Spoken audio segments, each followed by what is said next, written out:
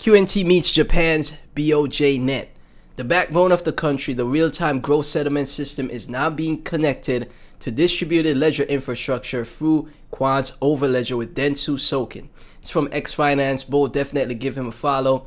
This is about tokenized deposits and programmable money operating alongside existing banking rails. For years, the biggest challenge in finance has been connecting legacy systems with blockchain networks. Banks cannot replace everything overnight. They need a bridge that allows both worlds to operate together. This is exactly the problem Overledger solves. When central banks explore tokenized money infrastructure, interoperability becomes mission critical. Quant positions itself right at that layer. Sometimes the most important infrastructure sits quietly between systems. Look at this carefully. Do you see where QNT fits in the future of finance? QNT positioning in Japan, Overledger meets BOJ. Quant Dentsu Soken power tokenized deposits and programmable settlement on BOJ net. Legacy meets DLT. BOJ net, Japan's RPGs, the Quant Overledger CBDC ecosystem plus tokenized deposits. Legacy to DLT coordination. Quant proven expertise. Such a great tweet. Such great breakdowns from X-Finance Bull. Definitely give him a follow, guys, right here. X-Finance Bull. Twitter is giving me an issue that I can't follow people for some reason, so I don't know what's happening there. But definitely give the account a follow if you hold Quant, man, if you're bullish on Quant. 2026 partnership, Quant Network and Dentsu Soken collaborate to support Japan's tokenized deposits and programmable money infrastructure. System integration, Dentsu Soken Streamar connects with BOJ net, linking traditional banking systems to digital assets. Overledger role. Overledger enables interoperability between legacy finance and blockchain networks. BOJ timeline sandbox testing begins in 2026. Bank trials in 2027. Results expected in 2028. The big picture, Japan is building a tokenized financial ecosystem where interoperability infrastructure is essential. And that is exactly where Quant comes in. The Overledger Quant fusion, that's exactly where that comes in. And I'm telling you, a lot of people aren't paying attention to this. From the official Quant Network account, financial institutions adopting DLT interoperability need infrastructure that integrates with existing systems rather than replacing them. Okay, so Quant that's smart, man. Let's integrate with the new systems instead of replacing them. That's the best way to go about it. So why not the banks work hand in hand with crypto companies like Quant, XRP, XLM, etc. Instead of replacing them? Why not integrate? Why not collaborate, partner with each other to, make the scalability, interoperability, and the programmable finance of stablecoins, CBDCs, crypto, etc. just frictionless as possible, right? It should be as frictionless as possible. It shouldn't be all this KYC things. It shouldn't be all this issues that you have with, filing through your bank, etc. It should be as instant as when you have your self-custody wallet, your crypto wallet set up. You could instantly buy and sell projects. You could send transactions back and forth between anybody at any time. You could do anything at any time. It should be that frictionless. So I see where, Quant is going here with collaborating with these with the banks and the financial institutions, which is a smart thing to do. Instead of replacing them, how about we integrate into the existing systems and make them as the best as possible? Great way to go about things, right? So Quant's Overledger platform addresses this challenge by providing a comprehensive interoperability layer that connects any distributed ledger technology while maintaining the privacy, scalability, security, and operational resilience that financial services demand. And this is just a quick summary of the article. Obviously, you could go through a full breakdown of the article through how the Overledger delivers enterprise-grade DLT interoperability for financial services. And I'm telling you guys, do your research, man. Do your own research on these projects. I think projects like Quant are very undervalued, and I still think they will have, a great time to shine. I think ISO compliant projects, I think that sector is going to do very well, man. Like I said, XRP was one of the only altcoins that went up in 2023 to 2024, right? And Quant, is in the similar vein of XRP. It is, right? It's also in the ISO compliant list. Before I go for the price and everything, I want to talk about price last, right? But if you take a look at the tags on CoinMarketCap, right? ISO compliant projects here, right? Top ISO compliant projects: XRP, Cardano, Chainlink, XLM, HBAR, Algo, Quant, Flare, XDs. I think this ZBET network, I think this sector, okay, I really do think this sector is going to have just a moment where everyone is going to be FOMOing into coins in this sector. I really think so. Now, I could be wrong, but that's just a thesis that I have. That I'm talking about the regular retail. When I say regular retail investor, I mean someone that doesn't really know about wallets, doesn't really know about on-chain.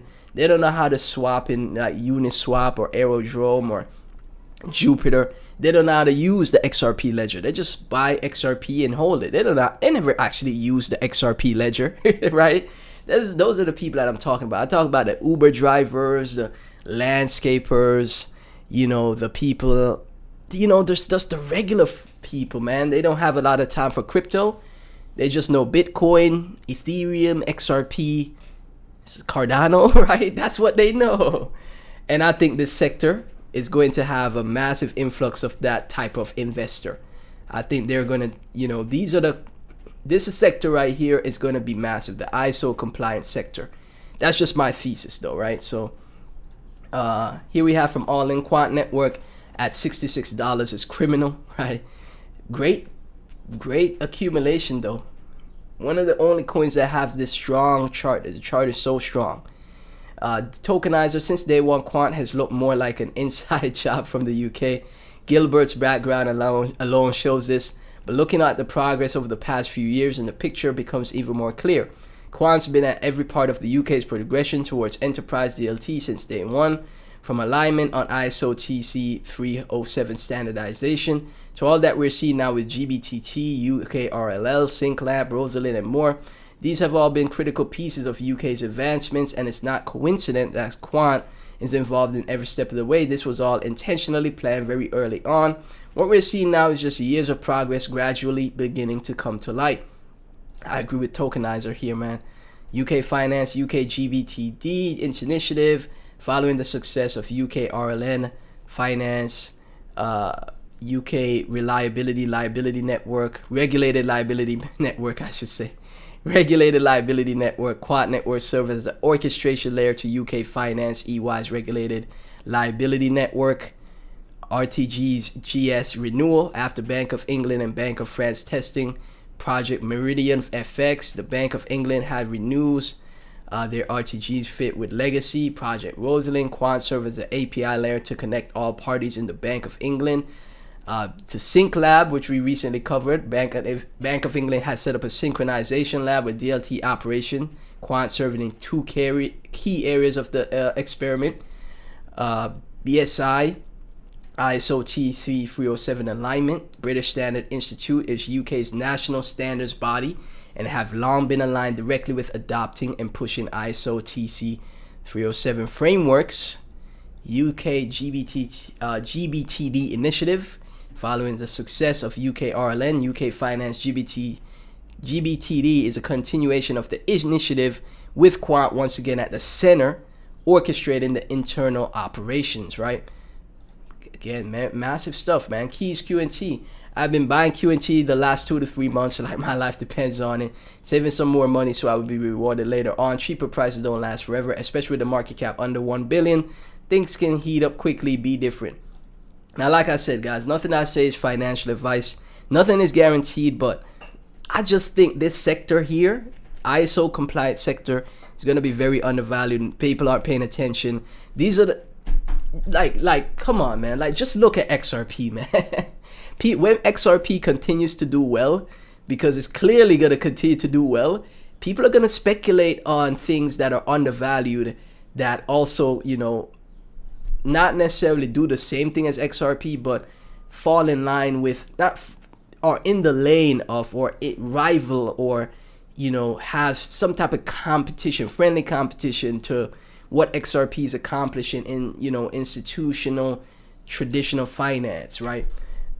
It was one of the only altcoins that went up this bull run, man. It was one of the only. I can't hate on XRP anymore. Because I used to hate on XRP. It was one of my first projects I bought.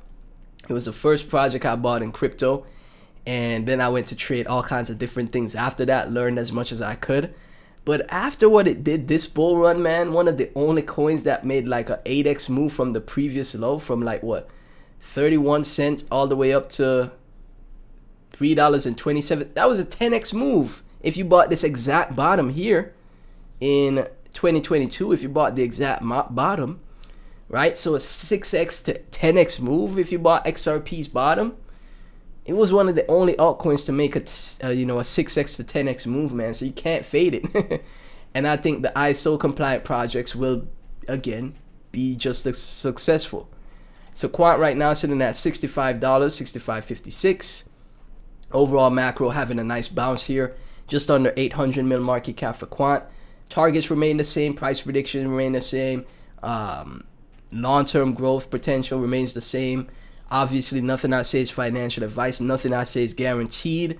You never invest more than you're willing to lose in the crypto, guys. But Bitcoin having a nice bounce here. Fear and greed. We exited extreme fear and looks like we're about to enter neutral. So I'm paying attention to that, guys. I'm paying attention. Is the bottom in? I don't know. I'm just going to do what I said I'd be doing, man. If I see dips, I'm going to DCA. If I see green days, I'm going to chill. When I see red days, I buy, right? That's all I'm going to do.